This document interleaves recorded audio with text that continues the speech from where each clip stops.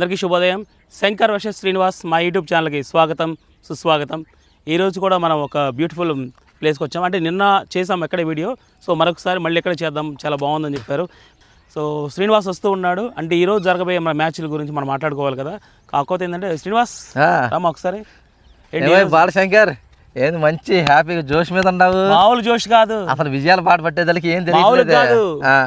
ఏమైనా కొంచెం నేల మీద నడువు, అప్పుడప్పుడు ఆకాశాన్ని ఎగరబాక. నీకు వచ్చింది తెలుసా, నేను మొదటి నుంచి కూడా నేల మీద నడుతున్నా. అది మరి అసలు ఇంట్రడక్షన్ లో కాదండి, 34 ఇంకో విషయం తెలియలా శ్రీనివాస్కి కాదండి. ఏమైందనుకున్నా ఇంట్రడక్షన్ చెప్పడానికి ఇప్పుడు 10 సార్లు చేశాడు. గెలుపులు ఎక్కువైపోయేదానికి ఆనందం ఎక్కువైపోయేదానికి నోటి నుంచి మాట రాట్లా తడబడిపోతుంది. తడబట్టం కాదు, ఎందుకంటే మనం చాలా పద్ధతిగా నీట్ గా నిజాయితీగా ఎక్కడ కూడా ఒక చిన్న వల్గర్ భాష అంటే ఒక్క పదం కూడా రాకుండా మాట్లాడాలని పల్లెటూరు వాళ్ళం కదండి. మా ఊర్లో ఏముండదు అనమాట. మీకు చెప్పనక్కర్లా, నేను ఇంకొక అమ్మాయితో నడుచుకుంటూ మా వీధిలో వెళ్ళినా కూడా అయిపోయినట్టే విషయం చెప్తున్నా. ఎందుకంటే అటువంటి ప్లేసుల్లో ఉన్న వాళ్ళం మేము కాబట్టి ఒక్క చిన్న భూత పదం వచ్చినా కూడా అసలు మా వాళ్ళు కోరుకోరండి. సరే సరే బాలశంకర్, దాని గురించి ఎందుకు గానీ అంటే నువ్వేదో అన్నావు సార్, ఏదో గెలుపు బాట ఎక్కువ అన్నా. అంటే గెలుపులు ఎక్కువ ఈ వారంలో బాగా గెలుస్తున్నారు మీరు. ఫస్ట్ గెలుపులు సన్ రైజ్ కొట్టిన దెబ్బకి మరొకటి బొబ్బునాడు చూసావా. అప్పటి నుంచి నేను కూడా అంత హోప్ పెట్టుకోకుండా నేను మామూలుగా జస్ట్ న్యూట్రల్ గా ఉండి మ్యాచ్ చూస్తూ ఉంటాను. గెలిచామనుకోండి హాయ్ శ్రీనివాస్ అని చెప్తాను, ఓడిపోయామనుకోండి ఓహో శ్రీనివాస్ అంటే కదా. ఓకే, బాధ ఉందండి దాంట్లో. ఓకే శంకర్, ఇప్పుడు జరగబోయే మ్యాచ్లు ఏంటి? ఈ రోజు 2 మ్యాచ్లు జరుగుతున్నాయి బాలశంకర్. ఈ రోజు 2 మ్యాచ్లు ఎవరెవరు? Kolkata Knight Riders and Lucknow Super Giants కోల్కతాలో జరుగుతుంది. అది Kolkata Knight Riders and Lucknow Super Giants. Luck దక్కాగా మీ లక్కయ్య రిషబ్ పంత్ మామూలు కాదు. రిషబ్ పంత్ కెప్టెన్ అండ్ ఇటు అజింక్య రహానే కెప్టెన్. ఇద్దరు ఏంటంటే విజయాలు సాధించి వస్తున్నారు. కానీ లక్నో అన్న వాళ్ళ స్టేడియంలో విజయం సాధించింది. అవును. కోల్కతా అన్న పక్క స్టేడియంకి వెళ్ళి విజయం సాధించింది. అవును. ఇప్పుడు వీళ్ళిద్దరు కలిసి కోల్కతా వస్తున్నారు వేరే చోట. కోల్కతా కూడా ఎస్ఆర్హెచ్ మీద గెలిచించారు. కోల్కతాలోనే గెలిచింది. వాళ్ళ స్టేడియంలో వీళ్ళు ఇలా స్టేడియంలోకి వచ్చారు, వాళ్ళు వాళ్ళ స్టేడియంలో గెలిచారు. వీళ్ళిద్దరు ఇప్పుడు కోల్కతా వచ్చి మ్యాచ్ ఆడతారు బాలశంకర్. దీని మీద నీ ఒపీనియన్ ఏదో చెప్పాము బాలశంకర్. ఏమన్నా ఏ జట్టు తీసుకుంటావు అట్లాంటివన్నీ చెప్తే కొంచెం ప్రేక్షకులు కూడా. నేను ఒకటండి, న్యాయబద్ధంగా మనం ఏం చేస్తున్నాం, న్యాయానికి చెప్పలే, న్యాయబద్ధంగా ఏం చేస్తున్నాం, ధర్మబద్ధంగా ఏం చేస్తున్నాం, మీ సమక్షంలో మేము ఏం చేస్తున్నాం, టాస్ వేసుకుంటాం. టాస్ గెలిచినోడు జట్టు తీసుకుంటాం. లేదనుకోండి వీడేమనుకుంటాడు, శంకర్ గెలుస్తున్నాడు కాబట్టి గెలిచే జట్టు తీసుకుంటున్నాడులే, ఈడింతే మారడు అనుకుంటాడు.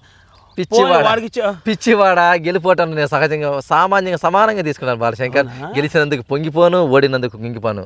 అది అందుకే కదా సన్ రైజ్ కి మొన్న ఇచ్చావు గట్టిగా.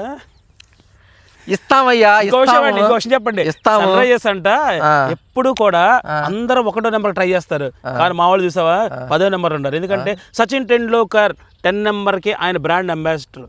సో ఆయనకి ఆ పడిన రైట్ ఉంది. ఆ రైట్ మేము తీసుకోవాలని 10వ ప్లేస్లో ఉన్నామని మనోడు చెప్తూ ఉన్నాడు. సరే ఎందుకులే పాల్సింగ్ అదంతా అలాగే చెప్పేశాం కదా. జట్టు ప్రొడిక్షన్ ఒకసారి జట్టు ఆటగాళ్ళు డీకాక్ ఉంటాడు, కోల్కతా నైట్ రైడర్స్ అనమాట.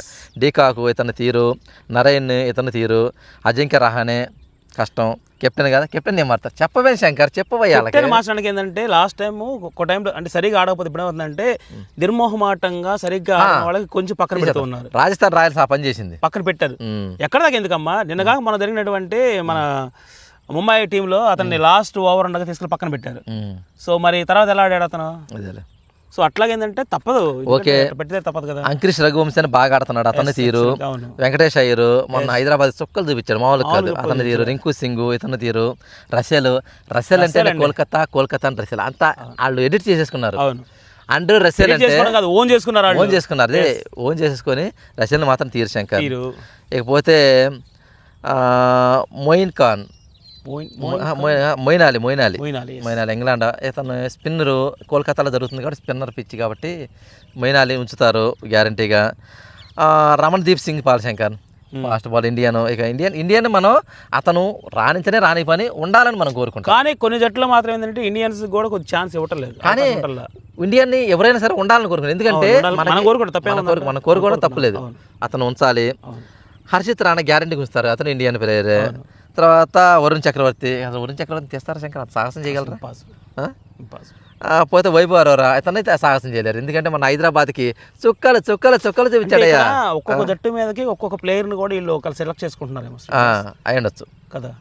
అంటే ఇతను వాళ్ళ మీద బాగా రాణిస్తారు అనుకుంటే అతను ఉంచడం, ఇతను రాణించలేదు అనుకుంటే అతను కొంచెం పక్కన పెట్టడం, అంటే కొంచెం గ్యాప్ ఇవ్వడం వాళ్ళు చేస్తున్నారు, మనకు కూడా తెలియదు కదా. ఏమో మరి. ఇది కోల్కతా నైట్ రైడర్స్ జట్టు, ఇళ్లలో పెద్దగా మార్పులే ఉండకపోవచ్చు, ఎందుకంటే విజయాల బాటలో ఉండడం మాత్రం అంటే అంత కష్టం కాదు, చాలా సామాన్యం కాదు. ఇక వీళ్ళు లక్నో మిచెల్ మార్ష్ అతన్ని తీస్తారని అసలు అనుకోను. ఆడెన్ మార్క్రమ్ ఓపెనింగ్ బాగా సెట్ అయింది కూడా ఎలా తీరు. పోరన్ అసలు టచ్ కూడా చేయరు. మరి కెప్టెన్ రిషబ్ పంత్ గారిని ఏం చేస్తారు బాలశంకర్, నీ ఒపీనియన్ దీని విషయంలో? రిషబ్ పంత్ గారికి మన ఆల్రెడీ ఇచ్చే ఉంటారు కొద్దిగా బూస్ట్, ఎందుకంటే అంత టెన్షన్ పెట్టకూడదమ్మా. నాకు టెన్షన్ పెడితే నిన్ను టెన్షన్ అంటే ఓనర్ గారు ఏదో చేతిలోంచి అదే చెప్తుంది ఆయన. ఇప్పుడు ఒక వికెట్ పడ్డా, ఒక 6 పడ్డా, ఒక 4 పడ్డా ఫస్ట్ కెప్టెన్ చేస్తానంటే ఓనర్ చూస్తున్నాడు. చూసా మరి ఓనర్ రియాక్షన్ ఏందో అని అసలు దగ్గర అంటే భయపెట్టినది కరెక్ట్ కాదు శ్రీనివాస్. ఇప్పుడు ఓనర్ అనేవాడు ఎక్కడ ఉండాలి? నువ్వు మామూలుగా అండర్లో ఉండు, లేదంటే అక్కడ ఉండు, అంతేగాని ఇక్కడ నుంచొని దౌర్జన్యంగా ఇట్లా చోట అంటే వస్తుంటే మరి ఆటగాళ్ళు అంత ఎలా ఆడతారు? ఫ్రీగా ఏమైనా కొంచెం లక్నో సూపర్ జెయింట్ ఓనర్ మాత్రం కొంచెం ఫ్రీ బాడ్ ఉండాల్సింది. ఇప్పుడు ఆటగాళ్ళకి ఏంటంటే స్వేచ్ఛనివ్వాలి.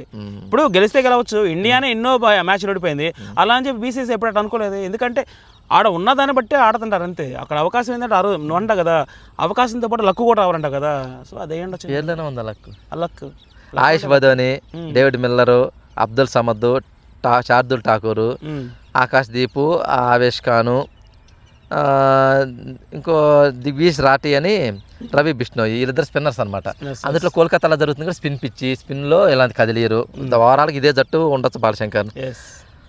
దీన్ని బట్టి నువ్వు ఏ జట్టుని తీసుకుంటానంటే మేము ప్రత్యర్థి జట్టు మేము టాస్ ఓడిపోయి మేము ఆ జట్టు తీసుకుంటే చాలా బాగుండేది. అంటే ఓడిపోయి ఓడిపోయిన తర్వాత టాస్ ఓడిపోవాలి. నా భగవంతుని మనసారా ప్రార్థిస్తున్నాను, దేవుడా అయ్యా నాకు టాస్ ఇక్కడ ఉందయ్యా, దీంట్లో ఉందయ్యా, తీస్తామయ్యా.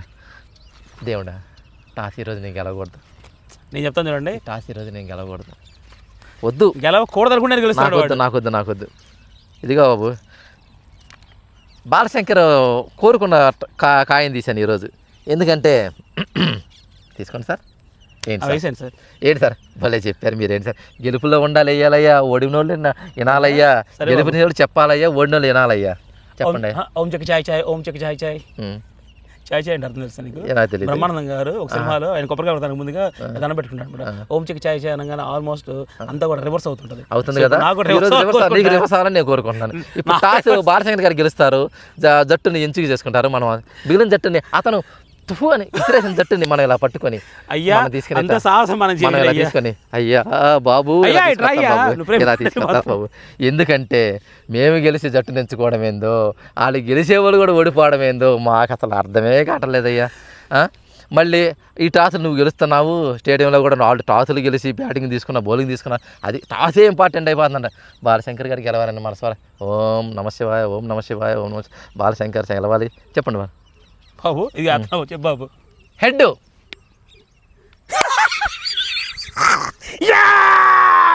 నేను మ్యాచ్ గెలిసా. దేవుడు ఎప్పుడు కూడా టాస్ నీకు, మ్యాచ్ నాకురా, తెలుసుకో. హెడ్ అన్నాడా?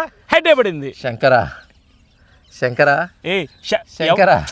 కోరుకునేది హెడ్ పడాలని కోరుకున్నావు, హెడ్ ఇచ్చాడు నీకు. దేవుడు ఎక్కడే ఉన్నాడు, కనపడ్డాడు నీకు, నువ్వేం చేయగలుగుతున్నావు? శంకరా నేను గెలవాలి, హెడ్ అన్నాడు. మరి హెడ్ వేసాడు కదండి, ఇంకేంది బాధవాడికి? టాస్ గెలిచాడు, మ్యాచ్ నీకు ఇస్తాను. నువ్వు మ్యాచ్ వద్దమ్మా, నాకొద్దమ్మా. నువ్వు నోటి నుంచి ఏదైతే ముత్యాలు రాలితే కదా మాట్లాడుతుంటే ఆ మాటలో నీకు నచ్చింది తీసుకొని వదిలేసావు అనుకో, దాన్ని నేను తీసుకుంటా. సర్లే శంకర్, లక్ నీకు ఇస్తాను. నువ్వు లక్ నీకు ఇస్తున్నావా? లక్ నీకు ఇస్తాను అంటే లక్నో నాకు ఇస్తున్నావు. అవును. నువ్వేం తీసుకుంటున్నావు? కేకేఆర్ చెప్పాలిగా మాట. అదే లక్ నీకు ఇచ్చేస్తున్నాను. లక్కు నాకు ఇచ్చావు. లక్కు నీకు ఇచ్చేసాను. ఓకే, మిగిలింది నేను తీసుకుంటున్నాను. లక్కు నీకు ఇచ్చేసాను. నువ్వు తొందరపడ్డావు. ఎందుకు? మా ఓనరు చండా శాసనుడు అనమాట, ఇట్లా నుంచి ఉంటాడు. ఏంది మీ సంగతి అంటాడు. అంటే టాస్ మారగా నా స్టైల్ మారలా, స్టైల్ మారింది నా మా వదిలేదు కానీ. సో ఆ రేంజ్లో మా వాడు వేస్తాడంటే నిలబడి ఆడిస్తాడు అనమాట. ఖచ్చితంగా ఓనర్ దెబ్బకైనా సరే మూసుకొని ఈసారి ఖచ్చితంగా ఆడతారు. సర్లే గెలవండి. గెలవండి. అక్కడ మా స్టేడియం అంత నిరాశపడమాకమ్మా. అక్కడ మా స్టేడియం ఇక్కడ నిరాశపడలేదమ్మా. నిరాశపడుతున్నారు అనుకున్నది. మా స్టేడియము, మా పిచ్చి, మా గ్రౌండ్, మా ప్రేక్షకులు, మా జట్టు, మీరు ఎక్కడి నుంచో వస్తున్నారు, మా స్టేడియంలోకి వస్తున్నారు. గెలవండి అయ్యా, చూద్దాము. చూద్దాం, గెలవండి. మీకు మీ మిచిల్ మార్ష్కి, మీ ఐడెన్ మార్క్రమ్కి, మీ పోరానికి, మీ పంతుకి పగిలిపోద్ది రేపు. చూడు మా ఈరోజు శంకర్ బాలశంకర్ దాబిడి చూసుకుందాం. ఇట్రా చూసుకుందాం. ఎక్కడి నుంచి ఇప్పుడు చెప్పు చూసుకుందాం. అసలు ఎవరు అర్థమవుతుందండి, తెలిసి మాట్లాడుతున్నా, స్పృహలో ఉండి మాట్లాడుతున్నాడు. చూసుకుందాం బాలశంకర్, చూసుకున్నారా? ఇప్పుడు అరే అటు నుంచి వచ్చినావు కదా, అక్కడ తాడి చెట్టు లేవు కదా. ఏం లేవు కానీ కేకేఆర్ రా. కేకేఆర్ దెబ్బ లక్నో అబ్బా, కేకేఆర్ దెబ్బ లక్నో అబ్బా అనాలి. ఓకేనా? లక్ను దెబ్బకండి, లక్కు ఆల్రెడీ ఒకసారి పోయింది, ఇంకోసారి ఆ లక్కుని కాదు పిండుతాం. ఏం తెలుసా సీను, తీస్తా మొత్తం పిండుతా. మనం చూసావుగా సన్ రైజ్ కి పైన ఎవరు రాసాం తమిళంలో గుర్తుందా? తీస్తా.